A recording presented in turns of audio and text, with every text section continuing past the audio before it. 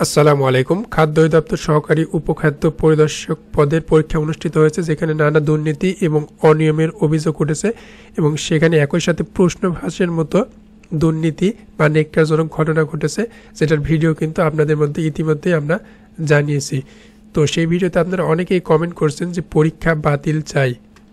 এই ভিডিওটি ছাড়ার পর আপনারা অনেকেই কমেন্ট করছেন বা জানতে চেয়েছেন পরীক্ষা বাতিল চাই, পরীক্ষা বাতিল করা উচিত বা সুষ্ঠু তদন্ত করে তাদের শাস্তি দেওয়া হোক এবং পরীক্ষা বাতিল করা হোক।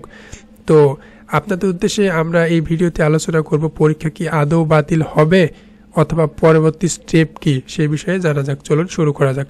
তবে তার আগে আপনাদের বলতে চাই, আপনারা যারা আমাদের চ্যানেলটিতে নতুন, কাইন্ডলি তারা আমাদের চ্যানেলটি সাবস্ক্রাইব করে বেল আইকন অন করে রাখবেন। এতে করে পরীক্ষা বাতিল হলে অফিসিয়াল নোটিশ এখানে জানতে পারবেন, একই সাথে যদি বাতিল না হয় সেই ক্ষেত্রে রেজাল্ট কিন্তু এখানে জানতে পারবেন ইনশাল্লাহ। তো ফিরে আসা যাক আপনাদের মূল প্রশ্নে, পরীক্ষা বাতিল চাই, বাতিল হবে কিনা। তো আপনার উদ্দেশ্যে বলতে চাই, আপনার গত 25শে অক্টোবর কিন্তু খাদ্য অধিদপ্তরের উপখাদ্য পরিচালক পদের পরীক্ষা অনুষ্ঠিত হয়েছিল, যেখানে কিন্তু একই দুর্নীতি, অনিয়ম এবং প্রশ্ন ফাঁসের অভিযোগ উঠেছিল। কিন্তু সেই পরীক্ষা বাতিল হয়নি, বরং সেই পরীক্ষার এমসিকিউ পরীক্ষার রেজাল্ট কিন্তু প্রকাশ করা হয়েছে, যার বর্তমানে লিখিত পরীক্ষা পেন্ডিং।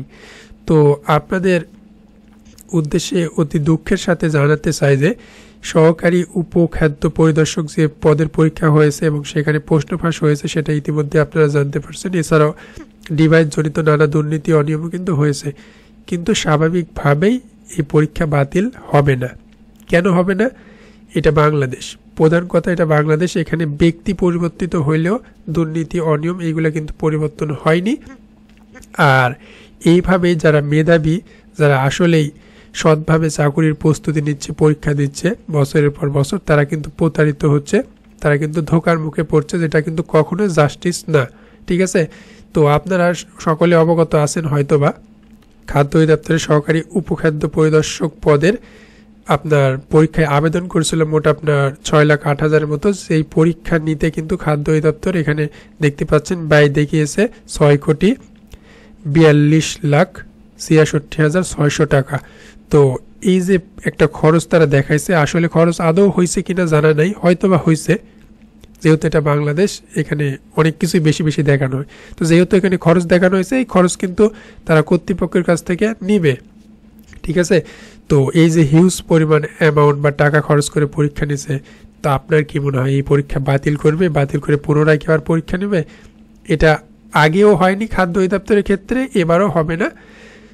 তবে আপনাদের বলতে চাই, বাংলাদেশে থেকে যদি কিছু অর্জন করতে চান, সেই ক্ষেত্রে এখানে আন্দোলন ছাড়া, রাস্তাতে নামা ছাড়া কিছু হয় না বা হবে না।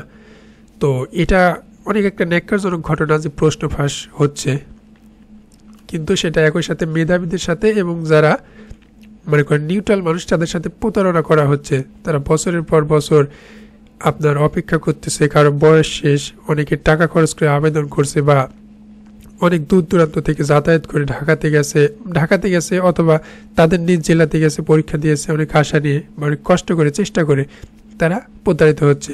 পরীক্ষার আগে প্রশ্ন ফাঁস হয়ে যাচ্ছে। এটা তো নিয়মের মধ্যে পড়ে না, এরকম করা তো উচিত নয়। কিন্তু এটা বাতিল হবে না, আপনারা শিওর জেনে থাকেন। রেজাল্ট কিন্তু আপনার ডিসেম্বরের প্রথম সপ্তাহে, অর্থাৎ 5 থেকে 7 দিনের মধ্যে প্রকাশ করবে।